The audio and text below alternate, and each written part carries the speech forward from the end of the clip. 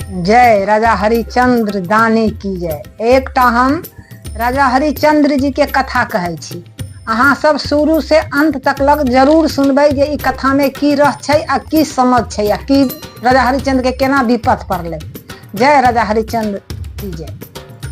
तो राजा हरिचंद्र रहथिन, बहुत नाम हुनका राजा रहे और राजा रहे और दयालुओ रहथिन।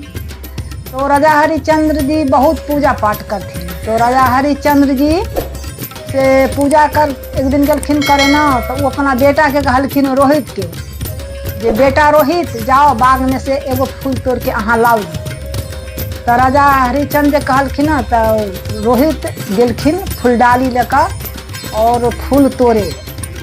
कमल के फूल से राजा हरिचंद्र जी पूजा करते हैं। तो कमल के फूल गेलखिन जे रोहित लावे, तो